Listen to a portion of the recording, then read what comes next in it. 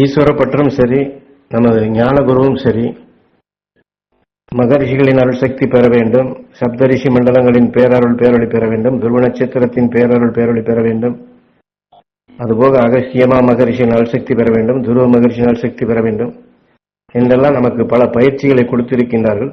இருந்தாலும் விண்ணின் ஆற்றல் பெற வேண்டும் என்பதையும் இடையிடையே நமக்கு வலியுறுத்தி இருக்கின்றார்கள் இரண்டு பேருமே. ஆனால் விண்ணின் ஆற்றல் என்றால் என்ன? மற்ற மகரிஷிகளோ, துருவ நட்சத்திரமோ, சப்தரிஷி மண்டலமோ, துருவ மகரிஷியோ, அகஸ்தியரோ, இதையெல்லாம் என்ன? அதை நினைக்கும் போது எப்படி நினைக்க வேண்டும், இதை நினைக்கும் பொழுது எப்படி நினைக்க வேண்டும், எந்த எண்ணத்திற்கு வர வேண்டும் என்பது தெரிந்து கொள்ள வேண்டிய விஷயம். ஏனென்றால் ஞானகுரு அவர்கள் இதை வேறுபடுத்தி தான் காட்டுகின்றார். விண்ணின் ஆற்றல் என்று சொல்கின்றோம். பொதுவாக விண்ணின் ஆற்றலும் மகரிஷிகளின் ஆற்றலும் வேறு. விண்ணின் ஆற்றல் என்பது மற்ற கோள்கள், மண்டலங்கள், அவைகளின் சக்தி பெற்றது. அந்த விண்ணின் ஆற்றலால் தான் மனித உடலே உருவாகி வருகின்றது. அதாவது நட்சத்திரங்களை வைத்துத்தான், என்ற நட்சத்திரங்கள் தான் பிற மண்டலங்கள் இருந்து வருவதை இழுத்து கவர்ந்து அது இந்த பிரபஞ்சத்துக்கு உகந்ததாக மாற்றி நம் பிரபஞ்சத்திற்குள் அனுப்பி அதை கோள்கள் கவர்ந்து வெளிப்படுத்துவதை சூரியன் கவர்ந்து அது அனைத்துமே ஒருங்கிணைந்து சூரியன் தனக்குள் அதை மாற்றி அமைத்து பாதரசமாக, அதாவது விந்துகளாக, வெயில் என்று சொல்லுகின்றமே, அப்படிப்பட்ட சக்தி வாய்ந்த நிலைகளாக இந்த பிரபஞ்சம் முழுவதும் பரவ செய்து சர்வத்தையும் அது இயக்கிக் கொண்டுள்ளது. ஆனாலும் இப்படி உருப்பெற்றதிலே தான் பூமி உருவாகின்றது. இந்த பூமியிலே உருப்பெற்ற நிலைகள் தான் தாவரினங்கள், உயிரினங்கள் வளர்ச்சியாகி மனிதன் வரை வருகின்றது. அது விண்ணினுடைய ஆற்றல் பெற்றுத்தான் சூரிய குடும்பமும் உருவாகின்றது. சூரிய குடும்பத்திலே பூமியும் சிருஷ்டியாகின்றது, பூமிக்குள் மனிதனும் சிருஷ்டியாகின்றன. இதையே ஞானகுரு அவர்கள் சொல்லும் பொழுது, மண்ணுலகில் நஞ்சினை வென்று விண்ணுலகம் சென்ற அகஸ்தியன் முதல் மனிதன், அவன்தான் இன்று துருவ நட்சத்திரமாக இருக்கின்றான் என்றும் சொல்லுவார். ஆக விண்ணுலகம் என்று குறிப்பாக பார்த்தால் நாம் சொல்லக்கூடிய இந்த சூரிய குடும்பமும் விண்ணுலகம்தான். நாம் இன்று பூமியிலே வாழ்கிறோம் என்றால் இதுவும் விண்ணுலகம்தான். ஆனால் இங்கே விண்ணின் ஆற்றல் என்பது நாம் இந்த உடல் எவ்வாறு பெற்றோம், இந்த உடலுக்குள் இருக்கக்கூடிய மூலக்கூறுகள் எவ்வாறு வளர்ந்தது, ஆக அதைத்தான் இங்கே விண்ணினுடைய ஆற்றல் என்று சொல்வது. ஆனாலும் இந்த மண்ணுலகில் நஞ்சினை வென்று உணர்வை ஒளியாக மாற்றி விண் சென்றவர்கள் ஒரு கூட்டமைப்பாக வாழ்கின்றார்கள்.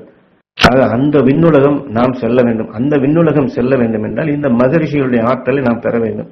ஆனால் இந்த மகரிஷிகளுடைய ஆற்றலை நாம் பெறும் பொழுது விண்ணுலகம் செல்லக்கூடிய வாய்ப்பு நமக்கு கிடைக்கின்றது. என்றால் விண்ணுலகிலே சுழன்று கொண்டிருக்கக்கூடிய பூமி அதிலே வளர்ச்சி பெற்று மனிதனாக வந்தாலும் அந்த விண்ணுலக ஆற்றலை நாம் பெறவில்லை என்றால் இந்த விண்ணுலகிலே ஒரு குறிப்பிட்ட எல்லையிலே சுழன்று கொண்டிருக்கும் இந்த பூமிக்குள் சுழலப்பட போகும்போது நாம் அந்த நிலைத்த, அதாவது என்றுமே அழியாத நிலைகளாக விண்ணுலகில் வாழ்ந்து கொண்டிருக்கும் அந்த கூட்டமைப்புக்கு, அந்த விண்ணுக்கு நாம் செல்ல முடியாது.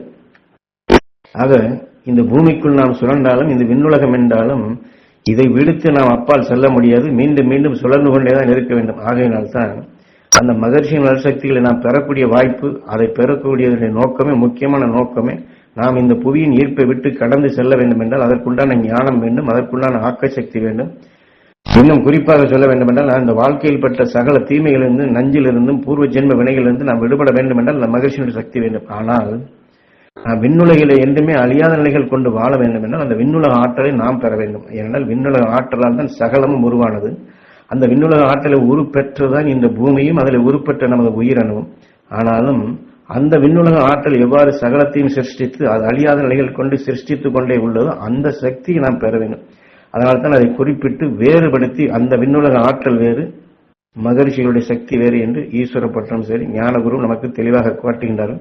ஆக விண்ணுலக ஆற்றல் நாம் பெற வேண்டும் என்றால் அந்த மகரிஷிகள் துணை கொண்டு அந்த விண்ணின்பால் நம் நினைவை செலுத்தினோம் என்றால் எந்த விண்ணுலகத்திலே இந்த மகரிஷிகள் ஞானிகள் வாழ்ந்து கொண்டிருக்கின்றார்களோ, எந்த விண்ணின் ஆற்றலை அவர்கள் எடுத்து அதை ஒளியாக மாற்றிக் கொண்டிருக்கின்றார்களோ அந்த சக்தி நாம் பெற முடியும். அந்த சக்தி நாம் பெற்றால் நாம் என்றும் 16 என்று 14 லோகத்தையும் வென்றவன் விண் சென்றான் என்ற நிலைக்கொப்ப நாம் வாழ்வாங்கு வாழ முடியும்.